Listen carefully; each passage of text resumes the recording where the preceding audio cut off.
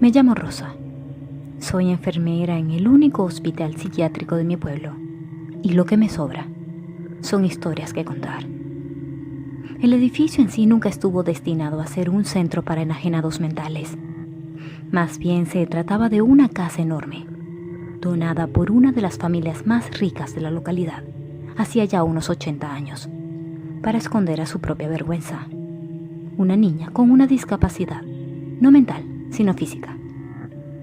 Los tratamientos del pasado también dejaban mucho que desear, desde hidroterapia hasta las lobotomías. Las supuestas soluciones a los males de los enfermos se acercaban más a sesiones de tortura que a verdaderos procedimientos médicos, donde quedar en peor estado que al inicio o incluso morir estaba a la orden del día. Con tanta muerte y dolor, no es anormal cosas inusuales que sucedan en sitios como este. Amo mi profesión y me gusta mi trabajo, pero muchas veces asisto a mis obligaciones sin saber con qué me voy a encontrar. Algunas jornadas son en extremo tranquilas, pero todo el personal sabe que mientras menos cosas extrañas e inexplicables sucedan, más seguirán acumulando. No sé cómo explicarme correctamente. La cosa es que respiramos con alivio cuando vemos pacientes que ya no están con nosotros por los corredores, cuando las luces se prenden y apagan solas, cuando se caen cosas sin que nadie las toque. Porque cuando esos pequeños sucesos no tienen lugar, es que se vienen cosas más graves. Es como si las energías se cebaran de golpe con una sola persona. Y es una auténtica ruleta rusa. Bien podría ser un paciente tanto como un miembro del personal médico, de seguridad, administrativo o de limpieza. Nadie está a salvo. Esto es lo que creemos pasó con uno de nuestros doctores. Él hizo las rondas de costumbre, atendió a sus pacientes con normalidad, habló con el personal con normalidad, almorzó en el comedor con normalidad, para luego retirarse a su despacho y pegarse un tiro. Falló, quedando muy malherido según la autopsia, y en lugar de pedir ayuda, no sabemos muy bien cómo, volvió a dispararse, teniendo suerte en su segundo intento. La causa del suicidio nunca fue establecida. No hubo una nota ni signos que indicaran qué rondaba su mente para hacer semejante cosa. A veces lo vemos por las instalaciones, hojeando un historial médico o simplemente caminando. No parece estar consciente de su nueva situación. Hay quienes dicen oír el sonido de los disparos salir de la que fue en algún momento su oficina. A mí, afortunadamente, solo me ha tocado verlo. Con el pasar de los años, se han hecho en el hospital muchas reformas. Entre ellas, destinar un pabellón para pacientes que podrían ser considerados peligrosos, aunque no tuviéramos ninguno que cumpliera con ese criterio. Normalmente, las ventanas de las habitaciones, aun cuando fortificadas con rejas, están a una altura que permite a los pacientes tener una vista exterior. En el caso del pabellón de los peligrosos, se había creído hace tiempo que darles la oportunidad de ver afuera les daba también tiempo para maquinar perversidades. Por ello, la administración había decidido no privarles de la luz solar, pero sí colocar las ventanas a más de 3 metros del suelo. Esto no impidió que nos lleváramos un susto de muerte, al ver en ocasiones caras asomándose por los altísimos tragaluces. Caras que no pertenecían a ninguno de nuestros pacientes, actuales ni pasados. La primera vez que puse mis ojos en el rostro sonriente de una señora, poco me faltó para dar la vuelta hacia la parada de autobuses y regresar a mi casa. Pero como siempre que pasan esas cosas, recuerdo lo afortunada que soy de trabajar en algo que amo, que no me aleje de mi pueblo y mi familia, y que me paguen bien por ello. La segunda vez que sucedió, no fui la única en presenciarlo, y fue, si se puede, más espantoso. Se trataba del segundo piso, tercera ventana a la derecha. Me quedé en la entrada con una de las doctoras, negándonos a entrar al turno, mientras la misma cara de antes, sonriente y móvil, nos observaba. Se veía claramente que disfrutaba la vista y giraba la cabeza apoyándose con ambas manos sobre el cristal. No era una broma, ni un muñeco. Por la disposición de su cabeza y sus manos, aquella señora debía estar colgando del techo. ¿Se entiende? Estaba invertida, trepada de forma antinatural y boca abajo. La señalamos al guardia de seguridad y este subió con Luis, uno de los enfermeros, tal como lo dicta el protocolo. Durante su incursión, Luis se mantuvo al habla por el celular. Entraron en la habitación, en la que no se suponía que hubiese nadie, y por supuesto, estaba vacía. Mientras nosotras seguíamos viendo desde abajo y afuera aquel extraño rostro. En otra ocasión, el señor José, guardia de seguridad en el turno de la noche, nos llamó para que diéramos un vistazo a sus cámaras. En el comedor, ya cerrado por esas horas, parecía haber una auténtica fiesta de sombras y de orbes, bailando por toda la estancia. Claramente, no eran personas.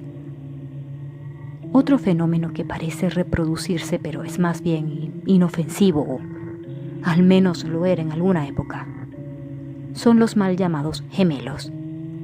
Una pareja de niños, siempre juntos y siempre tomados de las manos. Debo acotar que en este centro nunca hubo un pabellón infantil. Estos niños no hacían travesuras ni hablaban. No hacían nada en especial, si soy honesta. Solo se paseaban por los pasillos y los cuartos, pareciendo salir, muchas veces, de la nada. A su presencia normalmente les precedía Fecundo, nuestro gato de terapia, un menino no adiestrado y callejero que simplemente llegó un día y se negó a salir del hospital. Nos adoptó, por así decirlo. Los pacientes solían sentirse muy bien con él, aunque se asustaban un poco con los gemelos cuando estos decidían seguirlo. Por razones obvias, nunca le decimos a los pacientes que los gemelos no forman parte del psiquiátrico. Ya bastante tienen con sus afecciones. Cada vez que los veo recuerdo algo que escuché de niña. Algo así como que los niños no penan. No tienen razón para hacerlo. Por lo que no me atrevo a adivinar qué son esas pequeñas apariciones. Hasta aquí todo medianamente normal. Pero entremos con los pesos pesados de estas historias. Creo que lo peor sucedió, como ya adelanté, en una temporada especialmente tranquila. El volcán que es este centro hospitalario no hacía erupción ni se desahogaba en eventuales emisiones desde hace mucho, y nuestras pacíficas jornadas estaban por concluir. Antes de continuar, quiero hacerles una pregunta. ¿Alguna vez han visto a alguien con un caso severo de psicosis o esquizofrenia? Si no, les cuento que es una afección terrible, tanto para quien la padece como para quienes están a su alrededor. Sin querer crear con esto un estigma, puedo decir que los esquizofrénicos pueden ser imprevisibles y a veces pueden desplegar conductas que, para el ojo inexperto, podrían pasar por signos de posesión demoníaca. No se vayan a reír. De hecho, es la verdad. Existen estudios y se ha demostrado que alguien con una severa psicosis puede incluso llegar a levitar por una especie de magnetismo que produce su propio cuerpo, en sintonía con su cerebro. En el caso de este particular paciente, por lejos el peor que hemos tenido, llegamos a barajear esta posibilidad. Sé que suena poco ético, pero les aseguro que muchos profesionales de la salud no se encontrarán nunca con un caso así. Este caballero, que afortunadamente ya no está con nosotros, fue trasladado desde otro hospital, el que no se creían capaces de seguir lidiando con él. como tampoco nosotros fuimos capaces de hacerlo. Yo estaba presente el día que llegó. Parecía muy tranquilo, consciente de su situación y alrededores, muy despierto, de mirada cristalina y aspecto pulcro. Aún así, nos dijeron que no nos confiáramos, que eso era lo que pretendía para que bajáramos la guardia. Las advertencias no me extrañaron.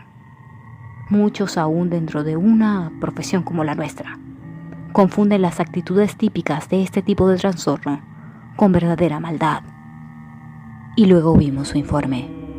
Había agredido brutalmente a muchas enfermeras, médicos tratantes y guardias de seguridad, produciendo en algunos de ellos heridas considerables, inicios de depresión, fobias y miedos que estos antes no padecían. Nos preguntamos cómo algo así podría ser posible. A partir de esa lectura, decidimos extremar precauciones para evitar daños a cualquiera de nuestro personal. Entre ellas, nunca entrar solos a su habitación y siempre incluyendo a un guardia.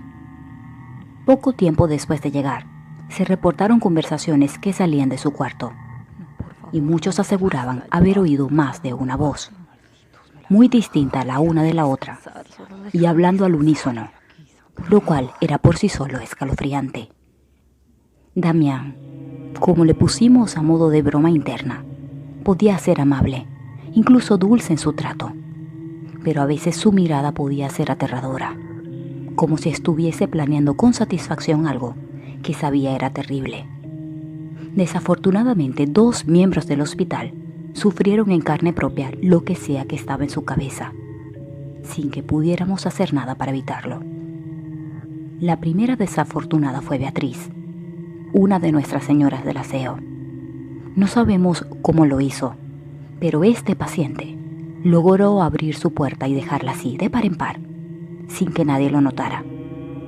Acto seguido, indujo a Beatriz a ingresar con sus implementos de limpieza. Aunque ella estaba en perfecto conocimiento después de tantos años de trabajo, a qué habitaciones no entrar sola bajo ningún concepto. Tampoco sabemos qué sucedió en el tiempo que estuvieron juntos, solo que ella pasó allí horas. Para cuando se nos dio aviso de su desaparición y de la puerta abierta de Damián, Beatriz estaba en una esquina, hecha un ovillo, llorando el alma y arañándose los brazos. Se había tomado el agua sucia de la cubeta y varios hilos del trapeador colgaban aún de su boca. Se lo había estado comiendo a puños. Damián estaba sereno, sentado al borde de la cama, mirando a la pared. Según él, no había hecho nada. No obstante las preguntas o sesiones terapéuticas a las que fue sometida, Beatriz no fue capaz de decirnos qué sucedió exactamente. Solo que él se metió en su cabeza y la empujó a hacerse daño. El trauma que le generó la experiencia fue tan severo que no volvió a ser la misma y por un tiempo quedó ingresada como paciente. Lo que hizo con su segunda víctima fue lo que nos empujó a deshacernos de él. Facundo, nuestro gato, siempre paseaba libremente por los pasillos, oficinas y pabellones, pero tenía instinto para alejarse de pacientes potencialmente hostiles. Fue muy injusta su pérdida. El hecho es que, durante las rondas, Facundo, o lo que quedaba de él, fue encontrado frente a la puerta de aquel demonio disfrazado. Damián había atrapado una de sus patitas, intentando meterlo al cuarto por la estrecha abertura inferior, desollándolo en el proceso. Cuando se le interpeló por qué lo había hecho, solo murmuró que estaba practicando y que los niños lo habían traído hasta él como ofrenda. Después de eso nadie quiso ingresar a su habitación, en parte por miedo, en parte por rabia y asco. El psiquiátrico se negó a tenerlo en sus instalaciones y la familia debió trasladarlo, por lo que sabemos, a la capital, ya que ningún centro cercano quería recibirlo dado su historial médico. Lo curioso es que, antes de acordar su partida, se puso especialmente frenético, como nunca lo había estado. Pedía que le dieran otra oportunidad. Se puso tan agresivo que para asearlo y vestirlo había que sedarlo, lo que con él llevaba más dosis de las usuales. Para ser un hombre menudo y de baja estatura, bien tenía la fuerza de varios hombres. Sus súplicas no sirvieron de nada y al final, gracias a Dios, se lo llevaron. A pesar de todo, sigo trabajando aquí, desde donde hoy les escribo, al igual que casi todo el personal. La mayor rotación viene por parte del departamento de seguridad, sobre todo del turno de la noche. El señor José, por otro lado, aún continúa con nosotros y está como yo curado de espanto. Por otra parte, me quedo por los pacientes. La mayoría es gente buena, que merece cuidados y atención especializada, tanto como la que somos capaces de ofrecer en nuestra extraña situación. Aunque no voy a negar que estamos preocupados. No ha pasado nada en el último mes y ya sabemos lo que eso significa.